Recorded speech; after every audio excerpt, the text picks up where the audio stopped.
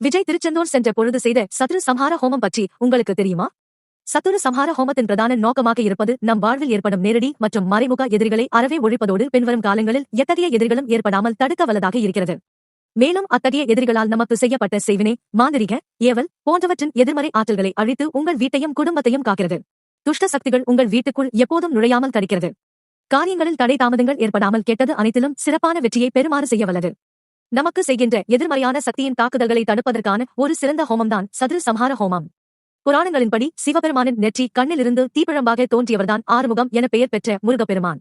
தேவர்களுக்கு தொல்லை தந்து கொண்டிருந்த சூரபத்மன் மற்றும் அவனின் அரக்கற்படையை அழிப்பதற்காகவே அவதாரம் செய்த அந்த முருகப்பெருமானின் சாநித்தியத்தை வரவழைத்து எதிரிகள் தொல்லையையும் அவர்களால் செய்யப்பட்ட மாந்திரிக ஏவல்களையும் ஒழிக்கும் ஒரு ஹோமம்தான் சத்ரு சம்ஹார ஹோமம். சத்ரு சம்ஹார ஹோமத்தை உங்கள் ஜென்ம நட்சத்திரத்திற்கு பொருந்தும் திதிகளில் செய்வது சிறப்பு. இந்த சத்ரு சம்ஹார ஹோமத்தை வீடுகளிலோ அல்லது கோயில்களிலோ செய்து கொள்ளலாம். முருகன் வழிபாட்டிற்குரிய வைகாசி விசாகம், கார்த்திகை மாதம், கந்த சஷ்டி விரத தினங்கள் போன்ற காலங்களில் செய்வது சிறப்பான பலன்களை தரும். முருகன் கோயிலில் இந்த ஹோமத்தை செய்வது பலன்களை விரைவாக தரவல்லதாகும். சத்ரு சம்ஹார ஹோம பூஜை முடிந்த பிறகு இறைவனுக்கு சமர்ப்பிக்கப்பட்ட நெய்வேத்திய பொருட்கள் மற்றும் ஹோமகுண்டத்தில் இடப்பட்ட பொருட்களின் புனித அஸ்தி போன்றவை பிரசாதமாக நமக்கு தரப்படுகிறது. இவற்றை பூஜை அறையில் வைத்து தினமும் நாம் வழிபடுவதும் அந்த சாம்பலில் தினமும் சிறிது எடுத்து நெற்றியில் இட்டுக் கொள்வதும் நம்முடைய தோஷங்களை போக்குகிறது என்பது நம்பிக்கை. ஜோதிட ஆலோசனை பெற வாட்ஸ்அப் செய்யுங்கள்.